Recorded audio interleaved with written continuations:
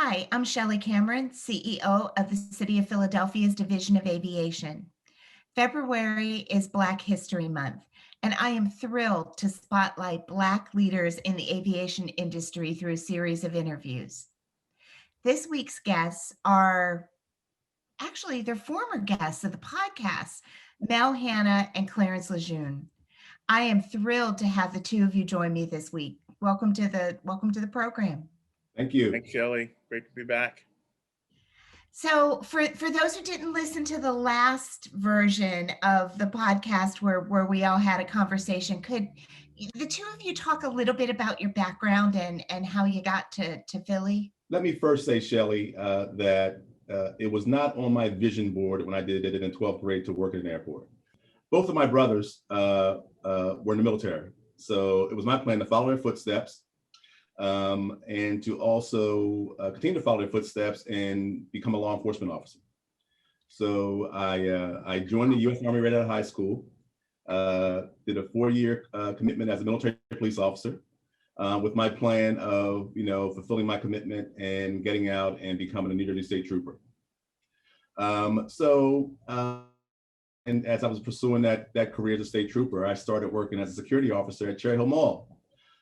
So throughout my shopping center experience, working with the Rouse Company, because the Rouse Company actually owned Cherry Hill Mall. And they also owned, or at that time, managed the Gallery Market East. So I actually had met Clarence. We were both on parallel tracks of moving forward within the company. And years later, Clarence and I reconnected in Baltimore, where he was managing the shopping center, Mondawmin Mall, and I was overseeing the operations at the Inner Harbor in Baltimore at Harbor Place and the Gallery. So we worked together for a few years in Baltimore, and Clarence came to Philadelphia to join his former boss here at the airport and managing the retail and food program here. Realized he's a little bit over his head, needs some help, so he called me. I accepted the job, and I've been here since 1998. So and it was a good decision for me. Clarence, what about your story? Well, I thought I was going to I always wanted to be in the entertainment industry.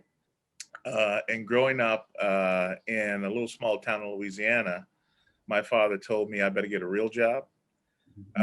So while I was attending LSU, I got a job with a radio station. Go Tigers. Commercial LSU Tigers, that's right. Go Tigers. But stumbling to a mall one day, met a guy who was the director of real estate for a firm called Webster Menswear, which was a men's clothier at the time. Gave him my spiel. He liked me, said, "Hey, you're a nice guy, but we don't buy advertising. But if you come back in a couple of weeks, the owner of the company is going to be here. I'd love to introduce you to him." So, sure enough, a couple of weeks go by. I come back and I meet the guy. And he offers me a job, as a salesman. And I said, I don't really want to do that. He said, but, you get 40% off on all the suits that we sell. I said, oh, okay, now you're talking my language. So I took the job. 6 months later, became the assistant manager. Within a year, became the manager. And about a year or so later, they relocated me to Philadelphia to be the district manager for Webster Menswear. And I officed out of Gallery Market East. At that shopping center, I met a guy named Rick Dunstan, who was my former boss. He was a general manager there. He offered me a job working for the Rouse Company. And that started my, understanding shopping centers and retail and restaurants and all that kind of stuff. And in 1998, saw him one Sunday afternoon. And he said, "Hey, by the way, we're doing this airport thing. I haven't seen you in a long time. I really need somebody to come help me get my arms around this thing. Why don't you come down one weekend and I'll walk you around?" So we met for a couple of hours one Saturday morning, walked the entire airport, and 48 hours later, I'd accepted a job here to be the GM in March 24th, 1998. Wow. So, I was sitting back the other day and I realized I will have been here 10 years in June. Wow. Yeah, I know. Where did the time go? Wow. So both of you, I have a question. What is special about Philadelphia? Philadelphia was the first place I landed, if you will, post Louisiana. And I was just, just really excited about it. It was such a great dynamic city. It had all the history that I, read about in books. Also, I could get to New York, I could get to Washington, I could get to the ocean, I could get to ski if I wanted to. So it was a great place to end up, kind of my first time out of Louisiana. Post that, I've worked in other cities, other states, but I've always, just really kind of been in love with Philly.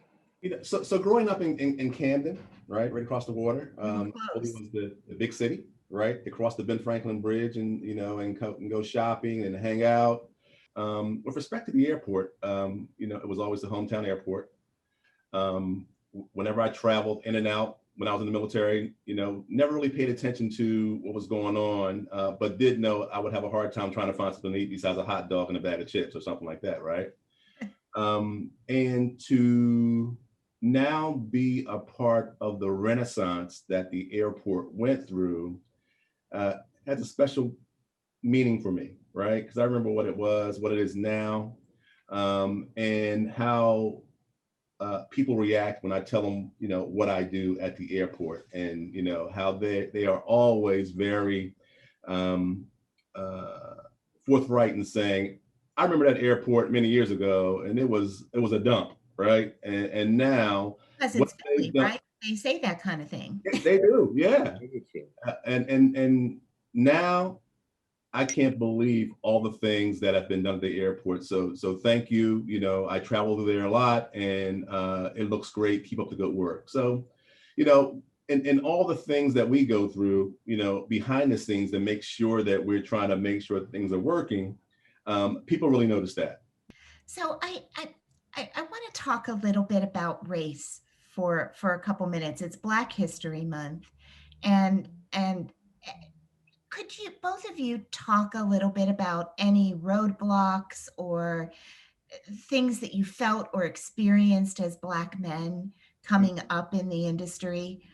I think race has, it's one of those things, as an African American male, you certainly can never get away from. But I can remember having a discussion for management opportunity at the gallery at Market East. I was the operations manager there, and I was applying for the assistant manager's position, and going through the sort of the steps to prepare myself for that opportunity. And I remember having a discussion with one of my management, or the senior management person, who was going to be making that decision, and he was really trying to talk me out of that the job wasn't right for me, and was I really management material, and is it something that you guys really are cut out for, kind of thing. So a year and a half later or so, my career continued to progress. I became an assistant GM, a manager at retail operations, vice president, general manager, all kinds of things. But I got to say that although I understood what the gentleman was trying to say to me, it ended up being a motivating situation for me. Thank you for sharing that. Those stories sometimes are really hard to share. Yeah. Um, thank you. Now, what about you? For me, Chellie, in growing up in an urban environment, um, in a household where my parents didn't see color. I was brought up to respect people for who they were and to treat them how they treat you. I can honestly say that I think that I have been very fortunate in that sense, not to really experience that. Out of high school, going into the military, um, I think I played a role during that period in educating people who, while I was in basic training, who had never really had any interactions with African Americans, and had a perception of African Americans. And I think I may have played a role in correcting that perception. Um, could could you talk about, your thoughts on the importance of diversity, equity, and inclusion in our industry and what that means to you? There's some requirements that we didn't have in the shopping center industry, and that requirement was the minority participation, right? And the biggest thing I observed when, while doing the job was that people looked at it as a pain in the butt, right? Not as the opportunity to give people a chance to be a part of a bigger picture. I just simply add that, again, coming from the shopping center business, I had worked in probably 6 or 8 different shopping centers in different places across the country. I dealt with, on the management side and operations side, hundreds, maybe thousands of retailers and restaurateurs and business owners. And I can remember in the 15 years of that existence or that way of life, meeting maybe a handful of minority business owners.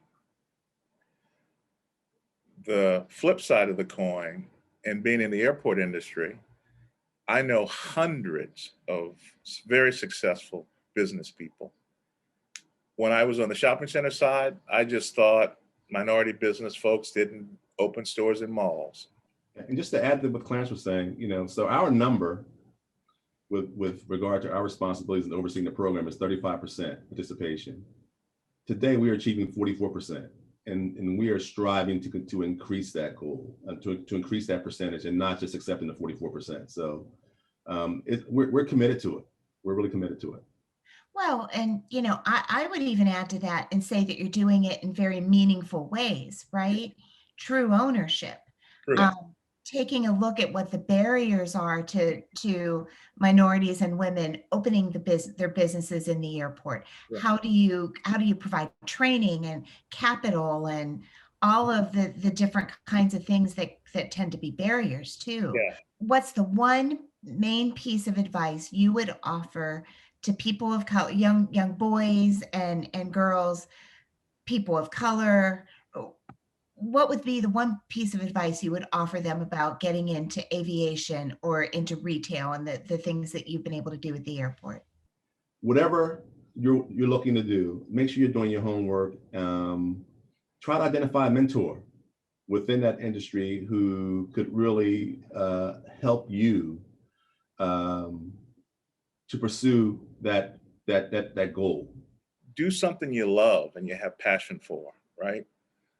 Because if that becomes the fundamental baseline of what you're doing, other people less affect that because you're not so tied to their impression of you. It is such a pleasure and a privilege to be able to interview the two of you again.